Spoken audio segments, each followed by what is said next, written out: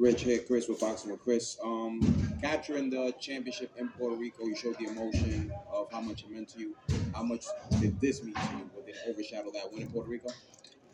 Yeah, honestly, this was the moment I was waiting for. To come home and New York and headline, but I wanted to do that as the world champion, and I felt like it was going to be bigger for the city. The New York had a lot of big boxing fights in the past years, but we haven't. New York haven't had their own to cheer on in a world championship fight since. I think Danny Jacobs probably was fighting years ago. So I always wanted to be the guy to bring back the championship to the city and just give New York that feeling of cheering on their own. So it felt great. Richardson, okay. Um, you had the win. It's ironic because I had asked you back in Puerto Rico about your debut in Brooklyn. You came back here with Eddie, and I asked you about you being inactive and coming here and the activity picking up. You pick your win up in Puerto Rico, you get your championship, and now you're here, and it kind of just seems like everything just really comes full circle because not only do you win in front of your home crowd, but you get a stoppage. Just talk about the preparation and how you feel in this moment right now. Preparation was just a lot more mental than physical. Just like I've been saying, I haven't got comfortable with the big fights. The anticipation, seeing my opponents, hearing what the media got to say. Just that whole feeling is a different feeling. Just you come fight week the day before the weigh-in or something. You see your opponent in weigh-ins and you go fight. So just getting used to that psychologically and knowing like, oh yeah, like I know what I'm gonna do to this guy and just believing that I got another gears. And today I've reached that other gear where it's like I'm gonna take him out and I set him out. I set it the whole build up to the fight, and I just didn't want to go out there and just box. So yeah, just that was just really what it was, just preparing mentally more than physically. Hitchins, Lowe's with Fight Hype. Congratulations, first off, on the victory tonight. Your first title defense. You got George Kambosos out the way, and you did it in great fashion. When I interviewed you at Gleason's, you told me that you wanted to leave him a bloody mess. Now, you might have not left him a bloody mess, but you were able to get him out of there. How real is the Devin Haney fight? Um, he's saying move up to 147. So right now I got a lot of opportunities right now. As far as being able to go up to 147, and hopefully he'll, you know, uh, give me the opportunity because he's still the guy, and obviously at 140. So the opportunity is definitely real. I think that fight the people want to see me and Devin Haney, me and Teofimo. I've been saying for a long time now that they're gonna have to put my name in this conversation. You feel me? Because if you want to see superb boxing, you gotta put me in that conversation with Devin Haney, the Ryan Garcia, the Teofimo. I've been telling y'all for the longest, I'm just as good as these guys, even better. Eddie been telling y'all. My manager been telling y'all, my team, my coaches, everybody been telling y'all, but I guess it took that for y'all to want to listen to and hear us now. Richardson, Kevin Garcia, aka the Puerto Rican Kid KG. I asked you a little while ago, how did you feel about Bill Haney being here, Teofimo getting in the ring? Just a year ago, they were saying you didn't have the power, you didn't bring the fight to people. Now you're a champion, you've defended that championship, and you've got people here scouting you. What's the year been like for you, and just the turnaround with now people calling you out? Yeah, just last year, I was leaving London last year, July. I was on Twitter going back and forth with George Kambosos, actually. He was like, you'll never be world champion. You're only going to fight in front of 400 people. And, how ironic is it to defend my world championship against him in New York in a arena that I think we did a great, event. A lot of people came out, the city came out, and it was just dope. In 1 year that it was a full circle. But I always knew I was going to get here, and I knew when my opportunity came, I couldn't let it slip away. And I just, tonight stood composed, took my time, and just had fun in it.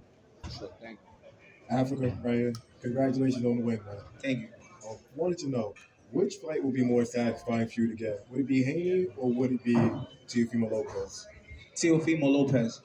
I think Teofimo Lopez. I ain't gonna lie, either one of them is a big fight. I feel like just with me, my attitude, my charisma, my flamboyantness, what I bring to the table. People hate me, but they're gonna watch me. So I think that boxing need somebody like me and somebody like Teofimo. It's crazy. So both of us, it'll go for a great build up. We both could fight. We both young in our prime, and I think it'll be dope. And there's a storyline behind it. So I think that's a big fight. Me and Devin Haney's also a big fight. We got history together. So these are all big fights that's gonna happen in the near future. We open our proms, and sooner or later we gotta show who's really the best. Thank you. Congratulations again. It's Dick Burrows to the BK Reader. So, how did it feel just to have Brooklyn so heavy in your corner today? I knew once I brought the championship back home, like New York was gonna, show up. We had all type of people. I was looking at the crowd like, damn, I didn't even know like it was gonna be like this. It was like like people that they didn't know would show up showed up. It was last minute too. Everybody was, saying today I'm getting my ticket. Was going on. There was so many different type of people in the crowd, and it was dope to see that. And I think after today, next time we come back to New York with a better name, it'll be even a bigger event. So I'm climbing slowly but surely, and I'm just grateful and thankful for this. Check. You come through the Cops and Kids program. Tell us about that program and the people in that program and how they've had an influence on you up until this point. I feel like I'm the living proof of the Cops and Kids program. Like the program is meant. Pat Rooston said he had started it years ago, and it was meant to take a young kid out the street, take him from anything that can be negative, and put him and make them put their time into something positive. I was a kid that I didn't want to be a boxer. I just see Floyd Mayweather talking shit, the Big Show, and I was like, oh, that's cool.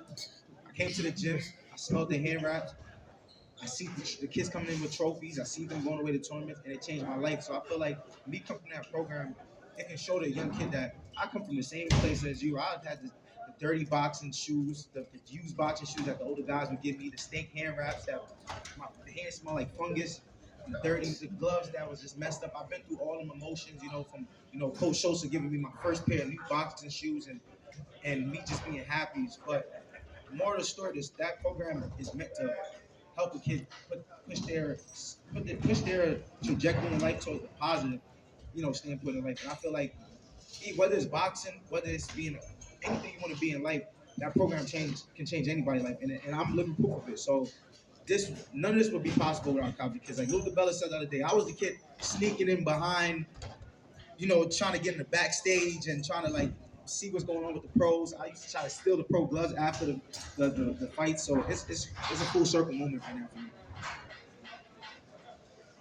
Hey, Richardson, congratulations on excellent win. Jay with Sportbox TV official. Just a quick question. So we did see you in the ring with Teofimo Lopez. Can you tell us or detail any of the words that were exchanged between you and him? He basically congratulated me, and I said, yeah, we got to make it happen. And, he's also signed right here with my manager, Keith Conley. So, it's ties right there for me and him. So the fight is definitely something that got to happen. He's already established his name in the boxing world.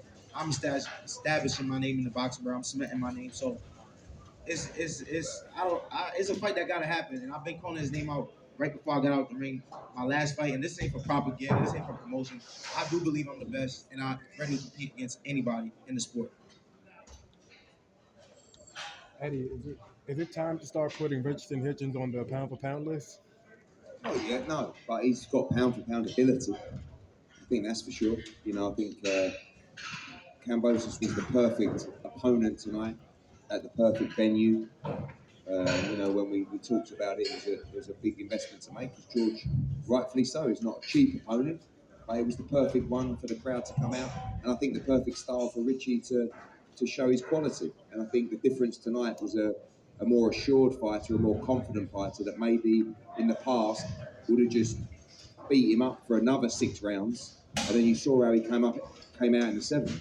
Real aggressive, pushed him back, walked him down and beat him up and got the stoppage. And that's the difference, really. Once people see a 6-round domination, they don't want to see another 6-round domination.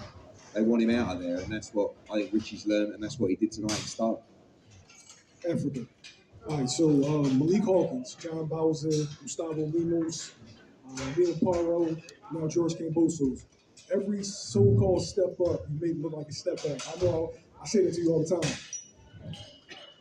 Everybody wanted to see the final level of Richardson Hitchins. Is this the beginning, or like what can we look forward to? This is definitely the beginning. Every day I'm perfecting my craft mentally. Every day I'm watching, I'm paying attention to details. I'm watching, I'm seeing what's going on. And like I said, I'm sure of myself now. I do believe that I'm one of the best fighters in the sport of boxing, period. And if I'm not that yet, I'm going to show it. If I'm not that yet, it will come, because I believe in myself, and I'm working hard every day. I love boxing. It's something I really love to do. Like I said, I boxed Shakur in the hallway of Boost Fights a few weeks ago. Literally, we was in the hallway with 12-ounce gloves boxing until like we started maybe at like 205 and was done at like 301. And this is like something I love. So this is definitely not my final level. This is like there's a lot more for me to do out here, and y'all just gotta keep stay tuned. You know what I'm saying? I'm just getting opportunities. We've been told we have to wrap up, guys, but we've got one more question. Keith, this is for you. Like Africa said, you do have T.O. How realistic is that fight? Yeah, just how realistic is it?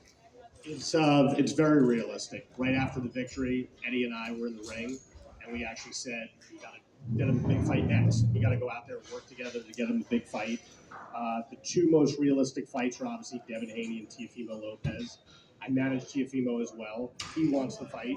Richie's wanted the fight for a year, so it's just going to come down to, I'd say probably in the next 2 to 4 weeks, Eddie and I are going to sit down together and figure out what we're going to do with Hitchins next.